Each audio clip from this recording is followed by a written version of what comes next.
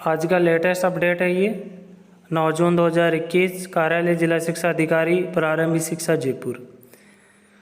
अति आवश्यक है जिसमें ये बताया गया कि एकीकृत मान्यता पोर्टल पर निजी विद्यालय द्वारा आवश्यक प्रविष्टि अपलोड करने के क्रम में निजी विद्यालय द्वारा जो एकीकृत मान्यता पोर्टल है आरटी पोर्टल पर इसको चलाया गया है। इसके अंदर विद्यालय की मान्यताओं से संबंधित सारी डिटेल्स यहाँ आपको अपलोड करनी है। जिन्होंने अभी तक भी नहीं की है वो अब करें। आपको कैसे करनी है कैसे नहीं करनी है वो सारी डिटेल्स में आपको विस्तार पूर्वक बताऊंगा।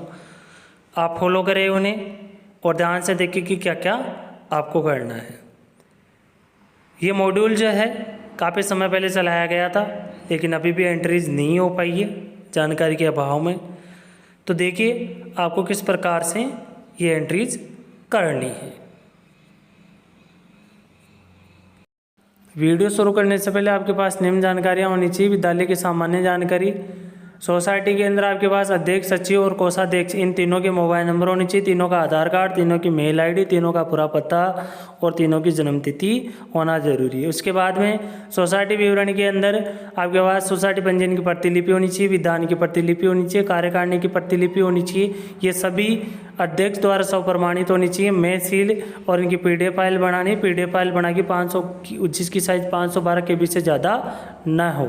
एक शपथ है जो आपको पोर्टल से अपलोड करना होगा और वो 50 रुपये के स्टाम्प पे 100 प्रमाणित करने के बाद में पहले तो आपको उसको डाउनलोड करना, डाउनलोड करने के बाद में उसका प्रिंट निकालना, उसके बाद में 50 रुपये के स्टाम्प पे उसको प्रिंट करवाना है। प्रिंट करवा के उसको 100 प्रमाणित करने के बाद में फिर आपको इसको अपलोड करना है और सभी मान्यताओं की 100 प्रमाणित प्रतिलिपि आपके पास होनी चाहिए। ठीक है, आइए हम शुरू करते हैं। साथियों, आज मैं आपको मान्यता जो कंट्रोल मॉड्यूल है उसमें अपडेशन किस प्रकार से करना है वो आपको बताऊंगा। जैसे कि आज कुछ आदेश आए हैं मान्यता जो एकीकृत पोर्टल है उस पर एंट्री करने के लिए। ये सभी प्राइवेट स्कूलों को करना जरूरी है। आप अपना आरटी पोर्टल पे लॉगिन आईडी और पासवर्ड एंटर करके लॉगिन करना है। लॉगिन करने के बाद में आपके सामने कुछ इस प्रकार का इंटरफेस दिखाई देगा। इस इंटरफेस में आप देखिए यहाँ पे ये लिखा हुआ है मान्यता कंट्रोल मॉड्यूल। इस मान्यता कंट्रोल मॉड्यूल पे आपको क्लिक करना है। ये वीडियो मैं शुरू कर रहा हूं उससे पहले मैं आपको जानकारी देना चाहता हूं कि आपके पास क्या क्या डॉक्यूमेंट्स अभी होने चाहिए। विद्यालय की जो सामान्य प्रोफाइल है उसकी सारी डिटेल्स आपके पास होनी चाहिए। विद्यालय की जो सचिव है, अध्यक्ष है और कोषाध्यक्ष है उसका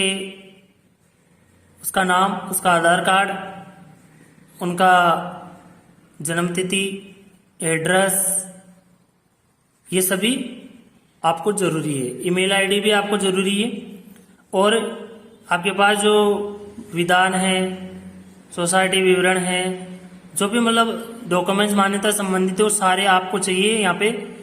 उसके बिना आप डिटेल्स नहीं भर सकते हो। तो आपको जो भी फाइल्स बनानी है स्कैन करके वो सारी फाइल्स जो है 512 KB तक की होनी चाहिए। जैसा कि इसके अंदर ही बता रखा है। एनओसी का जो बता रखा है वो कि राजस्थान बोर्ड के अतिरिक्त किसी अन्य बोर्ड से अगर आपकी मान्यता प्राप्त है तो आपको एनओसी डिटेल्स भी अपलोड करनी है। ठीक है, तो हम शुरू करते हैं। सबसे पहले यहाँ पे देखिए मुख्य पृष्ठ है, विद्यालय यूजर मैनुअल है। आप यहाँ से इसको डाउनलोड करके भी अगर आपको कुछ अतिरिक्त हेल्प चाहिए तो यहाँ से आप ले सकते हो। एकीकृत मान्यता मॉड्यूल यहाँ लिखा हुआ है। आपको सबसे पहले यहाँ पे क्लिक करना है विद्यालय सामान्य सूचना। आप जैसे यहाँ पे क्लिक करोगे तो आपके सामने आपके विद्यालय की सारी सूचनाएं ओपन हो जाएगी। उसके बाद में हमें जाना है विद्यालय प्रोफाइल में। विद्यालय जो प्रोफाइल है वो कुछ इस प्रकार से आपके सामने खुलेगी, जिसके अंदर आपको सामान्य डिटेल्स भरनी है। जो भी आपका विद्यालय का नाम है, यूडाइस कोड है, जिला, ब्लॉक, ठीक है, विधानसभा क्षेत्र कौन सा, नजदीकी पुलिस थाना कौन सा, पिन कोड कौन सा है, वगैरह वगैरह सारी डिटेल्स आपको यहाँ पे फिल करनी है। फिल करने के बाद में यहाँ पर आपको संस्था प्रधान है, उसका नाम, मोबाइल नंबर नीचे और उसकी ईमेल आईडी भी भरनी है। यहाँ पे देखो एक कॉलम दे रखा है 2020-21 कक्षा प्रथम में प्रवेश का विवरण। तो आपको अगर आरटी में आप प्रवेश दे रहे हो तो लगभग 200 सीट आपको चुननी है ताकि आपकी आरटी की 50 सीट्स यहाँ पे आ सके। उसके अलावा विद्यालय मान्यता स्वीकृति क्रमांक चाहिए, विद्यालय मान्यता स्वीकृति दिनांक चाहिए। ये सभी चीजें आपको यहाँ पे भरनी है, फिल करनी है। ये सब फिल करनी है। फिल करने के बाद में इनको सेव करना है। सेव करने के बाद में चूंकि यहाँ पे सेव का ऑप्शन नहीं आ रहा क्योंकि ये पहले ही भरी हुई है, इस वजह से नहीं आ रहा है। उसके बाद में आपको जाना है विद्यालय सोसाइटी विवरण में। जैसे आप विद्यालय सोसाइटी विवरण में जाओगे, सोसाइटी विवरण में आपको सारी सूचनाएं भरनी है। जो पहला कॉलम है, पहले कॉलम में क्या आपने इस संस्था से संबंधित अन्य विद्यालय के लिए इस मॉड्यूल द्वारा सोसाइटी विवरण भरा है। अगर आपने भरा है तो हाँ करना है, और अगर नहीं भरा है तो ना करना है। मतलब आपने किसी अन्य विद्यालय के लिए इस मॉड्यूल द्वारा कोई सोसाइटी विवरण भरा है। अगर भरा है तो आपको यहाँ पर उसका पीएसपी कोड एंटर करना है, अगर नहीं भरा है तो नहीं करना है। उसके बाद में आपको नॉर्मली जो डिटेल्स है सोसाइटी संचालन करता सोसाइटी उसका नाम भरना है। सोसाइटी पंजीकृत जिला, सोसाइटी का नाम भरना है। यहाँ पे जो भी आपकी विद्यालय की सोसाइटी बनी हुई है उसका पूरा नाम यहाँ पे फिल करना है। जिला भरना है। पंजीयन संख्या भरनी है जो उसके अंदर लिखी हुई होती है। पंजीयन की दिनांक लिखनी है। सोसाइटी की ईमेल आईडी डालनी है।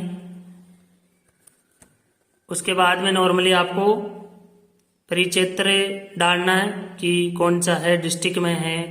देखो यहाँ पर अलग अलग ऑप्शन आएंगे, इस पर क्लिक करेंगे कि आपका जो परिक्षेत्र जिले तक सीमित है या फिर राज्य तक है या फिर देश तक है, पूरे देश में है तो आपको यहाँ डिस्ट्रिक्ट चूज करना है।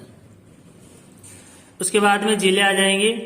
सोसाइटी का जो हमारा क्षेत्र है, एरिया है, वो जिले उनमें से हैं। जो हमारा एरिया है, जैसे जयपुर है तो जयपुर भर लेंगे, चूरू है तो चूरू भर लेंगे। उसके बाद में सोसाइटी परिक्षेत्र है, इसमें भी वही हमारा जिला आ जाएगा। उसके बाद में सोसाइटी का पूरा पता भरना है। सोसाइटी पंजीकरण में सदस्यों की संख्या भरनी है। अब देखिए ये इम्पोर्टेंट है, इसमें आपको सोसाइटी अध्यक्ष है उसका नाम, उसका मोबाइल नंबर, उसका आधार नंबर, उसका ईमेल आईडी, उसका पता वर्तमान और स्थायी दोनों, उसकी जन्म दिनांक, ठीक है, और जेंडर। ये डिटेल्स आपको सारी फिल करनी है। उसके बाद में इसी प्रकार से सोसाइटी जो सचिव है उसकी डिटेल्स पढ़नी है। वो इसका नाम, मोबाइल नंबर, आधार कार्ड, सचिव का ईमेल आईडी, ये जरूरी है, ये आपको पढ़नी है। इसी प्रकार से कोषाध्यक्ष की पढ़नी है। ये डिटेल्स पढ़ने के बाद में आपको नीचे आना, सोसाइटी से संबंधित जो दस्तावेज है, देखो आपको कौन कौन से दस्तावेज की यहाँ जरूरत पड़ेगी। सोसाइटी पंजीयन की प्रति चाहिए आपको, सोसाइटी के विधान की प्रति चाहिए, सोसाइटी की नवीनतम कार्यकारिणी की प्रमाणित सूची चाहिए, सोसाइटी की नवीनतम कार्यकारिणी में कार्यकारिणी जो आपने जारी की है उसकी दिनांक चाहिए। ये आपको पीडीएफ फॉर्मेट में स्कैन करके बनाने, और ये सील साइन होनी चाहिए। अध्यक्ष जो है उसके द्वारा सौ प्रमाणित होना चाहिए और उसमें मोहर होनी चाहिए। उसके बाद में आपको स्कैन करना है, और स्कैन करने के बाद में आपको लगभग अधिकतम जो फाइल साइज है ना वो 512 के भी रखनी है, इससे ज्यादा नहीं होनी चाहिए। यहाँ पे हो सकता है कि आपको कुछ प्रॉब्लम आए अपलोड करने में। अगर आपका गूगल क्रोम में सही से वर्क नहीं कर रहा है तो आप मोजेला के अंदर आप इस साइट को चला सकते हो, वहां पे ये और परफेक्ट तरीके से कार्य करेगा। तो आपको यहाँ फाइल्स अपने पहले कंप्यूटर के अंदर स्कैन करके उनकी पीडीएफ फाइल तैयार करनी है, फिर यहाँ से आपको यहाँ पे चूज करना है। चूज करने के बाद में आपको देखिए एक महत्वपूर्ण टॉपिक और है, यहाँ पर शपथ पत्र एक डाउनलोड करना है। तो यहाँ डाउनलोड शपथ पत्र पर अपन क्लिक करेंगे। अब देखिए इसमें क्या लिखा है, ये शपथ पत्र है। इस शपथ पत्र को आपको 50 रुपए के स्टाम्प पे 100 प्रमाणित करते हुए भरना है, जिसके अंदर सचिव का नाम आएगा, संस्था का नाम आएगा, विद्यालय का नाम आएगा और पता आएगा। ठीक है, ये 50 रुपए के स्टाम्प पे होना चाहिए। उसके बाद में इसको स्कैन करके और पोर्टल पे अपलोड करना है इस जगह पे। जैसे आप इसको अपलोड करोगे तो आपके जो मोबाइल नंबर है रजिस्टर है उन पे एक ओटीपी जाएगा। ओटीपी जाने के बाद में ये नीचे यहाँ सेव का ऑप्शन आएगा, सबमिट का, वो सेव हो जाएगा। यहाँ पे ऑलरेडी किया हुआ है, इस वजह से अभी ये ऑप्शन नहीं आ रहा है। आपके यहाँ ऑप्शन आएगा, आपको सेव कर देना है। ठीक है, उसके बाद में आपको विद्यालय का जो सोसाइटी विवरण हमने भर दिया है, ठीक है, कंप्लीट ये कार्य हो गया है। उसके बाद में आपको इसको सेव करना है।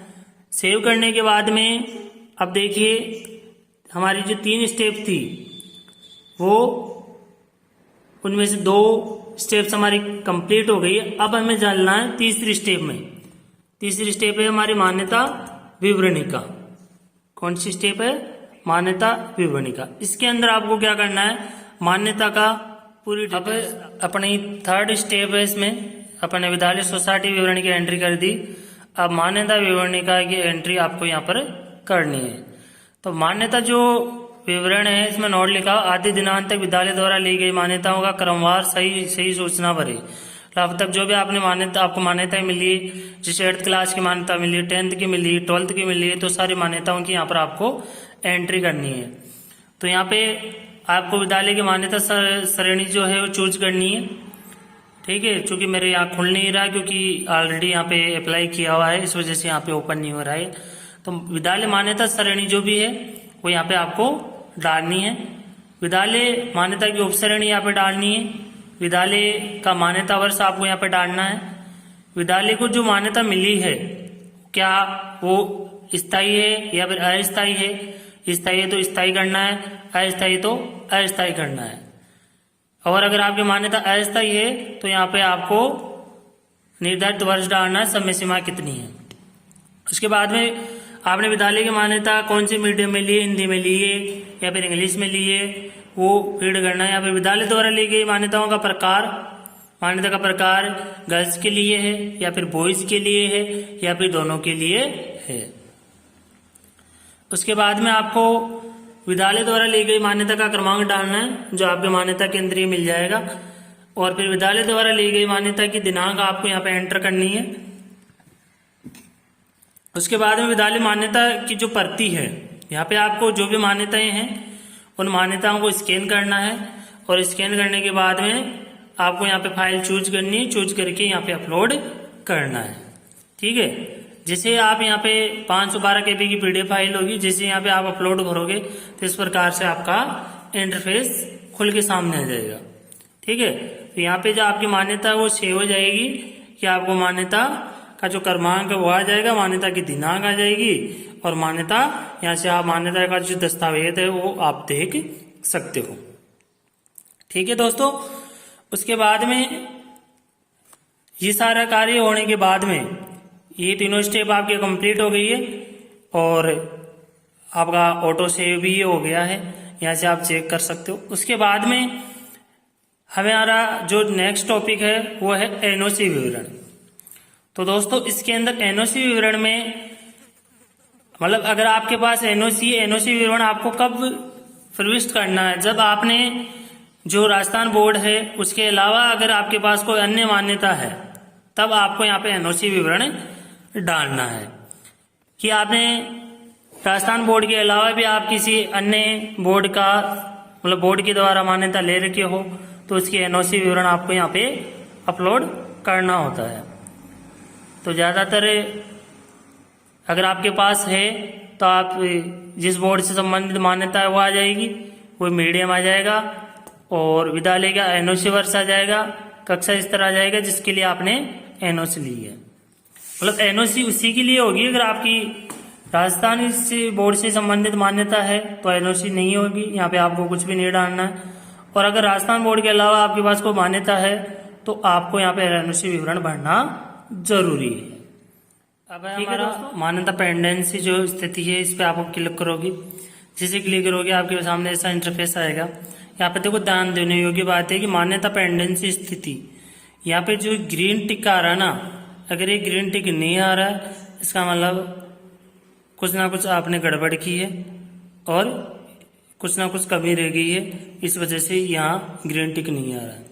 मतलब आपने कुछ एंट्रीज नहीं भरी है, जो भी है मिस्टेक रही है वो ग्रीन टिक नहीं आता तो आपको समझना है। अगर ये आपने यहाँ आपकी ग्रीन टिक आ गया तो इसका मतलब आपकी सारी एंट्रीज सही है। उसके बाद में हमें मान्यता विवरणिका में चलना है।